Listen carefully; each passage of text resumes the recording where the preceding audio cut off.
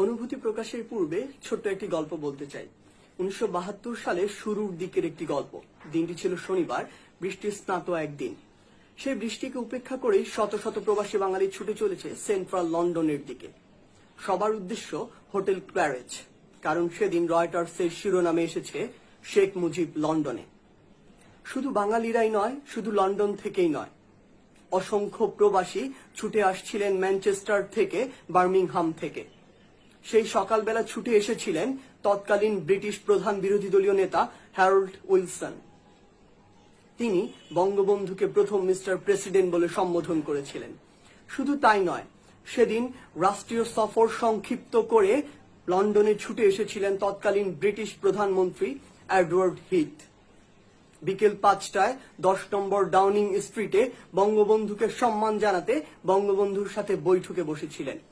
বৈঠক শেষে যখন বঙ্গবন্ধু তার গাড়িতে উঠবেন, তখন ব্রিটিশ প্রধানমন্ত্রী নিজে সেই গাড়ির দরজা খুলে দাঁড়িয়েছিলেন।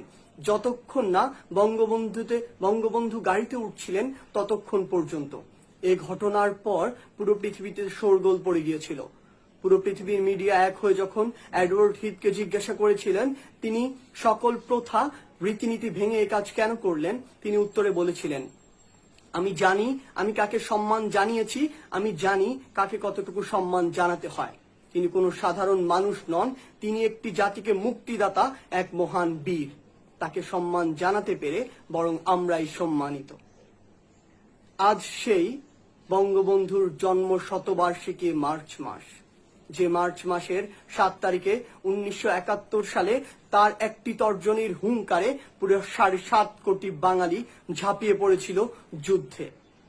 যুদ্ধ শেষে ছিনিয়ে এনেছিল স্বাধীন দেশের স্বাধীন পতাকা। অনেকে বঙ্গবন্ধুর সেই ভাষণকে আব্রাহাম লিঙ্কনের গেটিসবার্গের ভাষণের সাথে তুলনা করে থাকেন, কিন্তু আমি কখনো সেই তুলনা করিনি।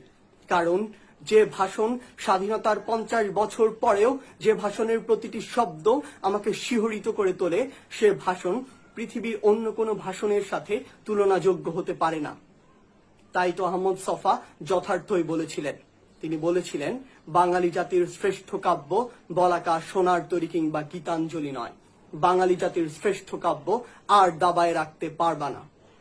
যে মানুষটি জীবন ও যৌবনের 14 বছর জেলে কাটিয়ে দিয়েছেন শুধুমাত্র এই বাঙালি জাতির মুক্তির জন্য, সেই মানুষটির বুকে শরীরে 18টি গুলি করে ঝাঁঝরা করে তার প্রতিদান আমরা দিয়েছি।